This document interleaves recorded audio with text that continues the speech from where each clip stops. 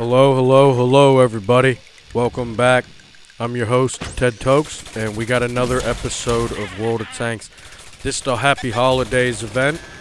You got your toy tanks around your little toy car rug with the presents and all the decorations.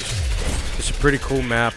It actually gives some ability, there's some possibility for real unique positioning and gameplay. However, because the games are the way that they are, you don't really get that type of gameplay out of the game, let alone thinking we're gonna, because there's even more opportunity to be creative on how we play this game. But as you can see, we start off, you missed out on the first 2 kill ribbons I got, my first couple thousand damage or whatever it was, but here we are. I like this. I grinded up the snowballs. Man, I tell you what, I opened up probably 60, 70, maybe even 80 of them tier 2 Yule crates by now, and I have yet to get that object or weasel tone. I've been trying. They won't just put it in the store for me, so you know what I mean. I'd just buy the thing if I could, but I want that object and that weasel toe because I need that for my own data collecting reasons. I can't keep just judging my data off of other players playing it and the stats that it has, you know. Decent little rotation. I'm getting countered on from an enemy down the range there. You can see him as we start to counter back after getting rid of that enemy. Boom, we super boost up out of the trajectory of his bullet. We just reloaded, finish him off. Another care package. That's another win, you know. I don't know, man. I don't know if these holiday season games, or I don't know if these holiday event games made it because this was like one of my very first games ever played, right? Like all these matches that I've played, I didn't really get below 3rd place too often in this holiday event, and I was thinking, my hypothesis is, or my theory more. My theory is,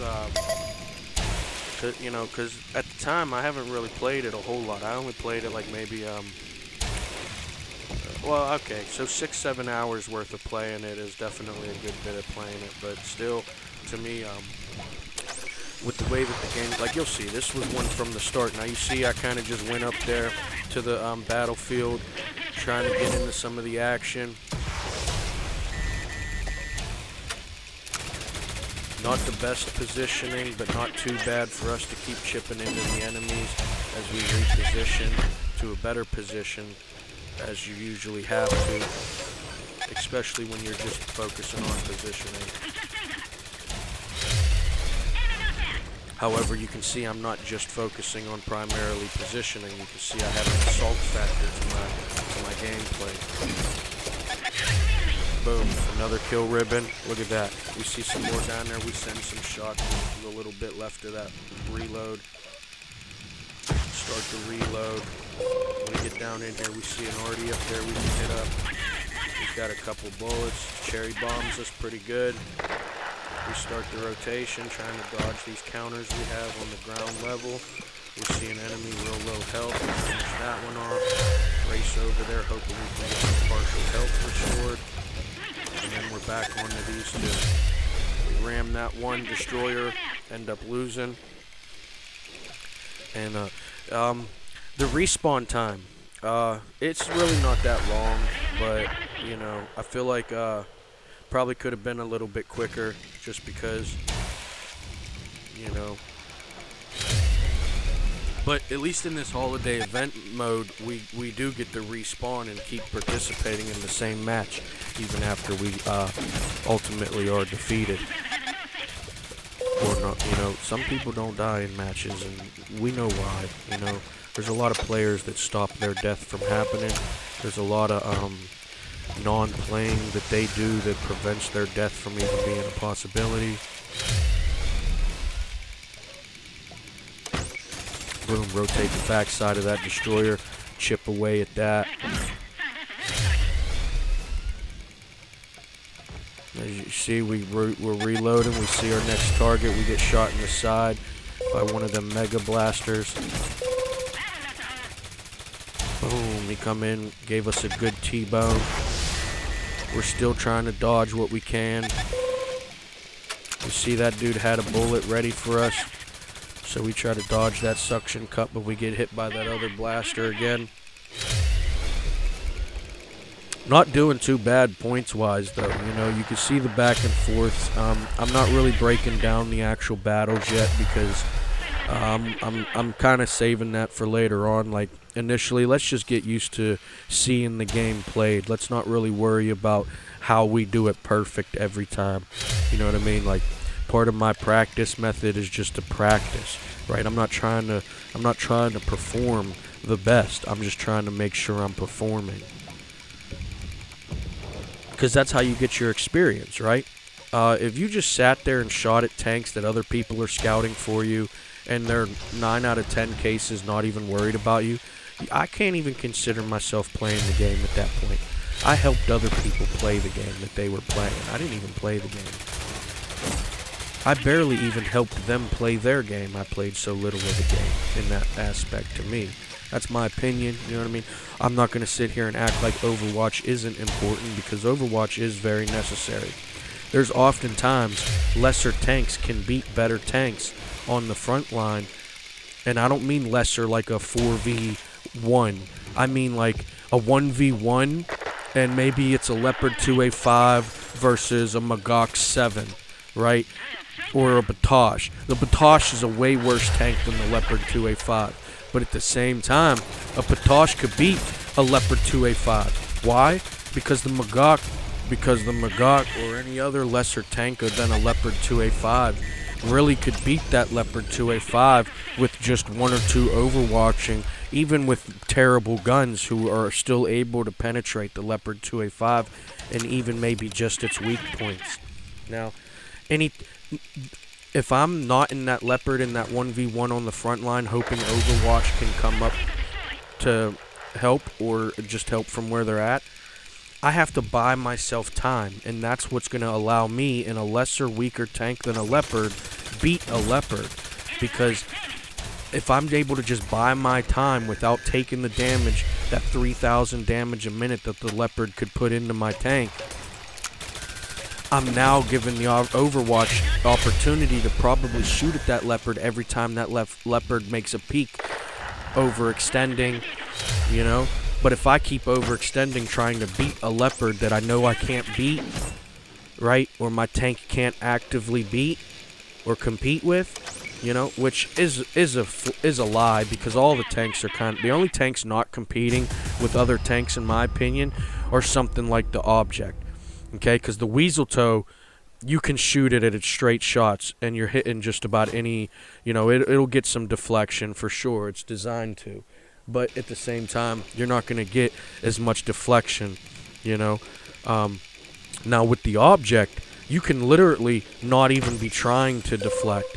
Like, just play the game, and you're walking out of there with thousands of deflection, because 95% of the tanks cannot even penetrate you from your entire 40% of your front, right? You got your 100% of your frontal armor, you got 30% to 40% of your armor on the left side and right side of your tank, your weak spot in your back. I don't know how many Leopard bullets I've bounced off the back end of an Object at this point, you know, so we're just going to say it is penetratable, but at the same time, you have that natural deflection from the Object that makes it a far superior tank than other tanks. Even the Leopard 2A5 has trouble competing with it, and the Leopard 2A5 is literally still a tank that they've used for 40 years of tanking. Like, how do you advance your equipment year after year, and you still are okay with using something like a Leopard? I mean, now obviously, the further you get throughout time, the newer tanks coming out are probably going to start making the Leopard 2A5 obsolete. But at the same time, that Leopard 2A5 is still going to be like one of the C-class tanks competing with the old A-class tanks. It may no longer be an A-class tank because of, you know, advancements in the game, but it's still going to be a solid tank, and that's why I'd still use it. You know, that's why I run around in the Leopard now. Ever since this object came out, I've really only played tanks like the Leopard, the Merkava 3, the Abrams. You know what I mean? These higher quality developed tanks that will stand the test of time. You know, it's gonna be like a Sherman fighting a Tiger. No, they're not on the same level, but they do compete. You know, they have competing factors that make them able to not be a clear-cut winner if in a 1v1, you know. Obviously, a Tiger's a little bit more, you know, they were a bit more advanced than the Sherman, in my opinion. You know, they had the faster rotating turrets, you know. Not too many of them had that feature. You could speed up the speed of the turret's rotation by using the throttle on the tank without turning the tank. It was like they diverted power to the turret spindle or something. I can't remember, but it was something like that. It's been so long since I've like really paid attention to any of it. I used to study it when I was a kid, and I'm not really that freshed up on it these days. We might have messed up that already shot right there. Some nice counters on this guy. We gotta wait for the reload, but we're still gonna tail him. We see some more targets down range. Boom. We see another one. Use the last couple bullets we have in that as we rotate around, try to dodge that minigun. We didn't get to, they got us. It's alright, you know, we're 4 kills out of the 20 that we needed. And we got a total of like 15 or 16 now, so you know, the team's teaming. You know, I'm carrying some weight. I got a third of the kills that we have as a team between the 7 of us, and we're tied up currently. Oh wait, no, we're not. They're one up on us. They're one up on us. So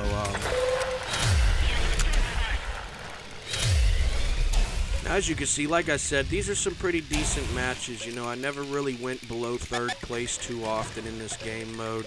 I think it was the matter of like this game was a lot easier than the real thing. You know, you have tanks that pretty much like these battles aren't going to last very long, right? If you play in Cold War, your battles are guaranteed. If it's a 1v1, you're going to be guaranteed to last probably 30 seconds minimum. That is, unless you get like ammo rack to where your turn explodes or something. You know what I mean? So unless that happens, you have a bit of a time to battle. Unless you're overwhelmed and there's more barrels shooting at you at once, you'll have that minimum time in every battle. That they're not having like superior offense or opposition. You know. For example, if I ran in there with my yellow rider and tried minigunning 3 different arties, I'm probably going to have a little bit harder of a chance at succeeding than if I went in there and tried to machine gun a singular arty, correct? That's what I mean.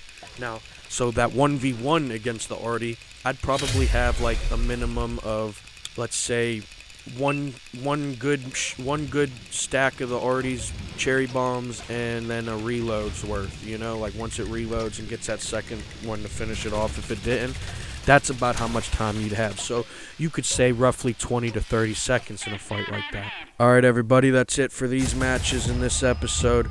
Happy holidays, everybody. Merry Christmas, Happy New Year's. I love you. Thanks for watching. I hope you enjoyed.